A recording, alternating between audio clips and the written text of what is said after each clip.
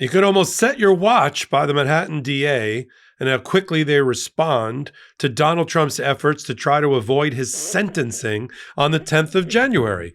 Earlier, I reported on Donald Trump filing a motion or a request for stay to recognize that he has presidential immunity and therefore the trial judge shouldn't sentence him. Even though the prosecution is long since over, the conviction a long time ago for actions before he was president, having nothing to do with him being president. So I don't see how immunity applies at all, and I said that in my hot take. Well, I don't know if the Manhattan DA was listening, but they certainly took the same position in their new filing, which just came, within 3 hours of Donald Trump's filing. We got new 16 pages, People's Memorandum of Law in opposition to defendant's notice of automatic stay. It's as if they knew it was coming. And what they're fundamentally saying is you can't use the I word, immunity, to avoid a case that you're post-conviction just before you're about to be sentenced. And if what you're really concerned about is finality and to take your full appeal, then you got to be sentenced, because that's the last shoe to drop before your judgment is considered entered against you for the conviction and you can take a full appeal. So it makes absolutely no sense. And of course, they remind Judge Merchan he should not. There's two arguments that are in play in this filing.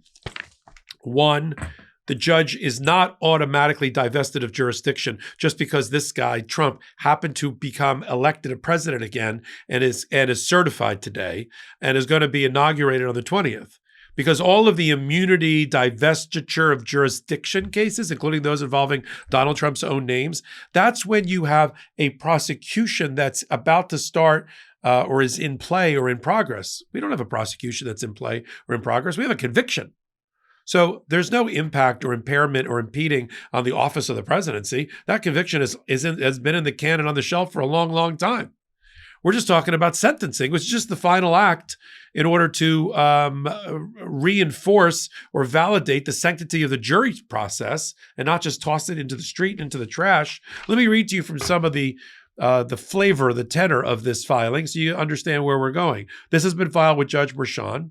Tomorrow, we expect appellate filings by Donald Trump. We'll report on that on Legal AF and or on the Midas Touch Network. But let me read to you from this.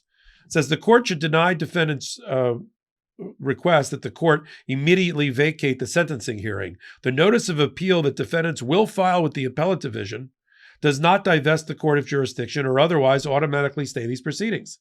As is clear from the relevant authorities, the purpose of pretrial immunity determination is to foreclose a potentially unnecessary trial. But here, the trial concluded more than 7 months ago. All post-trial motions have been fully adjudicated, and as to the only remaining proceeding, the Jan 10 sentencing, the court has already stated its intent to impose the lowest possible sentence authorized by law, an unconditional discharge. There is no risk of an extended proceeding that impairs the discharge of the official proceedings or duties of the president. The court should also not grant a stay as to a matter of its discretion, because the sanctity of the jury verdict should be upheld. Donald Trump, this is the argument, is unlikely to prevail at the Court of Appeals or appeal level to argue that the judge did anything wrong in terms of how he presided over the case or the decisions he made on procedure and the rest of that. And he's going to lose. So you should not stay the case. If he's going to get a stay, is what they're basically inviting, is that Trump is going to have to go to the appellate division first department, sort of as I outlined, to ask for an emergency stay, which I don't think they're going to give him. So at the end, let me just read to you from page 10. That I just read you is on page 1 over to 2. On page 10, they say the following. Defendants claim that the January 10 sentencing is somehow rushed is not supported by the record. Defendant was convicted 7 months ago on May 30th, 2024, and was originally scheduled to be sentenced on July 11th. Every adjournment of the sentencing date since then has been to accommodate Trump's request for more time, including more time for post-trial briefing and more time to get past the date of the presidential election. Pardon me. Moreover, although the scheduled sentencing is now only a few days away, there are no more trial court proceedings left to complete or pending motions to be decided, especially because the pre-sentence report was completed months ago. Oh, that's a good reminder. I'd forgotten about that. There is a pre-sentence report that is prepared by Probation and Parole Department in New York, which gives their recommendations as to the sentence. and then the lawyers on each side can submit their own. That's been done a long time ago because they thought this hearing was going to happen months ago. Thus, far from rushing to sentence, this court has instead bent over backwards to give the defendant ample time after the trial and before sentencing to fully litigate his various post-trial motions. I have one other observation on this hot take. You know who signed the motion for stay or request for stay that they just filed on behalf of Trump? It was interesting. It was Todd Blanche and Emile Beauvais. That's not that interesting because they've been the criminal defense lawyers for Donald Trump for a long time. They're about to enter the Department of Justice at the top, at the second in command, the Deputy Attorney General and their assistant. That's like the top 2 and 3 jobs in the entire Justice Department. But you know who's missing from the brief? John Sauer. Now, John Sauer was the successful appellate advocate for Donald Trump in a couple of his cases. I have to give credit where credit is due. He did convince the U.S. Supreme Court to give Donald Trump immunity from criminal prosecution effectively, forever changing our constitutional landscape, our balance of powers. And he did win the Colorado 14th Amendment Section 3 case on behalf of Donald Trump.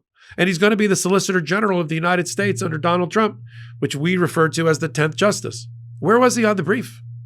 Did he not agree with the arguments that were being made, and he didn't want his name attached to it? I mean, John Sauer's made some pretty silly arguments. This one was too silly and too ridiculous even for him. I'll continue to follow it all and what happens next now that Judge Merchan has full briefing on the issue of whether he should stay. I expect that tonight or tomorrow, he's going to reject it. Sometime tomorrow, there's going to be an appeal filed by Donald Trump. And I think he's either going to find it moot because the appellate court's going to make a decision or not make a decision, or the 10th is going to come and go and he's going to do the sentencing.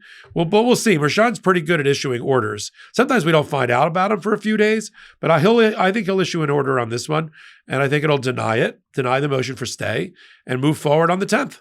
And let the appellate court do whatever they're going to do. I'll be here to catch it and explain it to you here on Legal AF and the Midas Touch Network. So until my next Legal AF, take a moment, hit the blue subscribe button. This is Michael Popok, and I'm reporting.